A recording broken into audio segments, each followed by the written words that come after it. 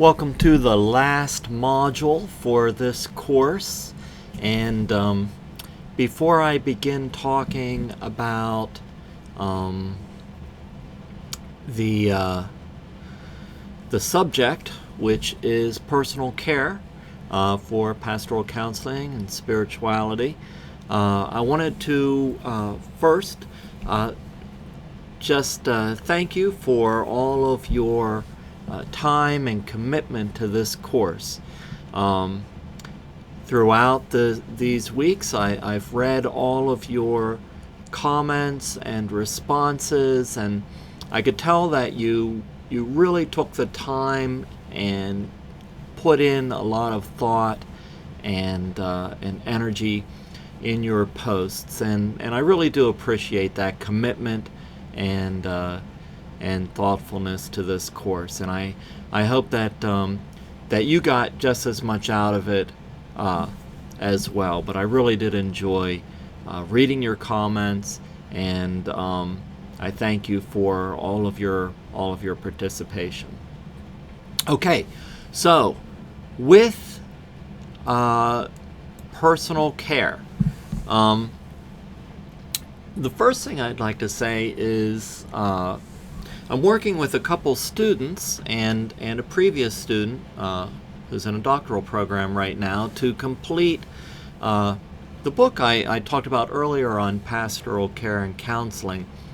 And this is one of the subjects for the final chapter in that book. And so a couple previous students are writing this with me, and they came up with a really nice model for personal care, for the pastoral counselor, for the spiritual counselor. And I think it's a very positive model because it's comprehensive in manner. So let me just explain the graphics to this model, and as soon as I get a completed hard copy of that, I'll post the notes on this site. I don't put an expiration date on any of these modules, so if I add things to them, I think if you were enrolled in the class, you can always go back and review them. I also have all of these videos on YouTube, so they're public, and if you're not bored listening to my voice yet and you wanted to reference something, you could always go back and find me on YouTube as well. So let's talk about the model for personal care. And there are really three areas to consider for it to be a comprehensive model. So the first is, of course, the pastoral counselor or the spiritual counselor, and that's the obvious one. But if you picture it as three corners to a triangle, the pastoral counselor would be at the top corner, and then on the lower left corner would be their family, and then on the lower right corner would be the population that they serve. So it could be, if they're in a church, a synagogue, a temple, their congregation or membership. If they're at a hospital, could be all of the people there. If they're in hospice work, or at a mental health practice. So each of us has different family members, different family makeups. We may be single. We may still have parents and siblings. We may have our own partner. We may have children. It's a variety of makeups. However, whatever that composition is, that's what you would refer to as family. It might even refer to extended relatives and friends. The other corner, that's very different as well. So for instance, It is very different working in a hospital setting than it would be in some type of worship setting. The demands, even though the subject areas are similar, the demands are very different because of the time period that the counselor spends with the clients. So, for instance, if it's a minister or a pastoral counselor in a church, synagogue, temple setting, that would be a very long-term position. They would really get to know the people that they are working with and for. If it's in a hospital setting, it may be much shorter periods of time. Now that doesn't mean one is more or less significant than the other. It just changes the dynamic in the relationships and what is expected and the pressures involved. So, first of all, I think a long time ago, people would just focus on the pastoral counselor. And there would be a lot of expectations for the pastoral counselor. They would have various demands, and often those demands would take precedence over other things, like family. So, for instance, if there is an emergency, many times family members might feel neglected or ignored if the pastoral counselor had to go for an emergency. Perhaps there was a crisis, perhaps somebody was hurt or sick or in the hospital. So also consider the amount of time needed. Some people might have a regular 40-hour work week, but others may have regular work hours, but also have to work at unexpected times that would add to the hours and maybe take them away in the middle of the night or on weekends or whatever that might be. So time and attention to family is often affected in a negative way.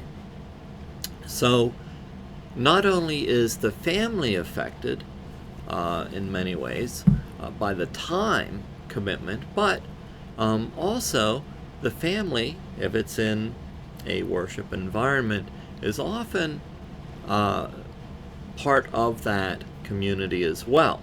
So members know the family. So it's very difficult to carry on both a professional relationship and a personal relationship because there's boundary lines that either are maintained or not maintained. It's very difficult for children, for example. Children, nobody's perfect, but children can do some interesting things sometime, and they might feel criticized or judged by members of the community, or as if they're being watched in some way, but it's often very difficult for them. So it affects families in a number of different ways, and then as the family experiences stress, then the pastoral counselor also experiences stress from the family as well. And this includes ministers or rabbis or whoever as well. So the arrows go both ways, from family to pastoral counselor to family, and if it is a stressful experience, then both family and pastoral counselor are affected. The last corner, the population served, I think usually it used to be that we would just see the arrow moving in one direction, that this person is employed by the community and they serve that community. But now we see things very, very differently. So it's reciprocal. So not only is the pastoral counselor there to help the members of the community, but they are part of that community. And the environment needs to be reciprocal with the members of that community. So the arrows go both ways. And the other line is between the family and the community. So that creates that triangle, if you will. And each corner is connected. And the family is a member of that community as well. So one of the things, and I think one of the most helpful things, is to create workshops for that community so that they can understand the reciprocity, understand empathy and support, and what needs to go in to make this a healthy relationship between the pastoral counselor, the minister, the rabbi, whoever it might be, and that community served. And that community also needs to serve and support that leader as well.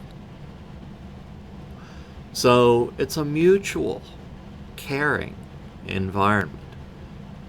Unfortunately, when an individual is employed by a certain organization, the reciprocity is not as obvious. So basically, educational training programs or retreats or,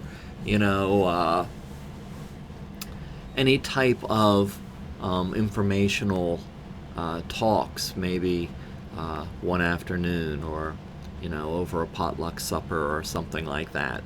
That seems to help quite a bit in everybody's understanding of roles, what's important, what's expected. It's far too easy for the pastoral counselor in these settings to experience so much stress that they experience burnout and fatigue. And many people leave these positions because of that, because it affects them and their families in perhaps a negative way.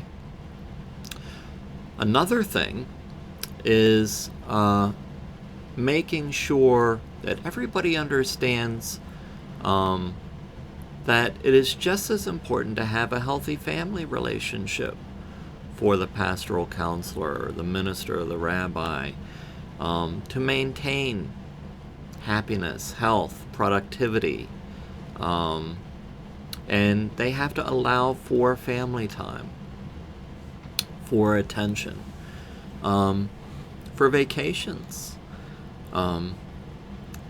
So the most common focus is on personal care for the pastoral counselor and minister. So there is a little bit more written about that. One of the things that I personally found most helpful was 2 different types of support groups. One support group where I could meet with other people in my position once a month, and we would usually just go to breakfast or go to lunch, and sometimes we would talk about issues or do some peer counseling. Sometimes we wouldn't even talk about anything related to the position as well, at all. So having that peer support is really important. It also helps in very concrete ways. So for instance, if you're going on vacation, you might need somebody to cover for you. The second type of support group has nothing to do with peers professionally, but to have an outside support group that is not affiliated with that organization at all or the profession. So it could be friends from college or your neighborhood, or friends that you've had for an extended period of time. But it's very important to have those 2 support groups. Now, if individuals are feeling an enormous amount of stress or having their own anxiety, depression, any type of emotional issues, it is important that we offer some type of personal counseling for these members as well. I know in Pittsburgh they have the Pittsburgh Pastoral Counseling Institute, and that is a very nice organization. But many times, if people are experiencing burnout, it's important to actually go to counseling, whether it's group counseling or individual counseling. And I think it's important to provide personal care information. So, for instance, they should have retreats, things like that for the professional, where they can learn things like stress inoculation, which is relaxation. It could be, usually includes three things, usually includes muscle relaxation, breathing relaxation, and mental relaxation. Ways to manage time and scheduling, ways to deal with interactions between family and community. So just a lot of helpful things to minimize stress, anxiety, which could lead to depression or burnout. But it is a very real thing in this profession, and it's one that cannot be ignored. The earlier individuals address feelings of anxiety or feelings that things are overwhelmed or feelings of depression, the earlier this is addressed, the more successful it can be dealt with. So that's just a brief overview of the model, and we do go into more detail and more depth as far as treating the individual, but it usually includes the same types of treatments for those anxieties or depression that or burnout that you would deal with in any type of counseling. It just has a very specific focus on that profession. So I hope you found this helpful or interesting. Very brief comments for your discussion board this week, because you do have your final project due the final week of class. Thank you very much.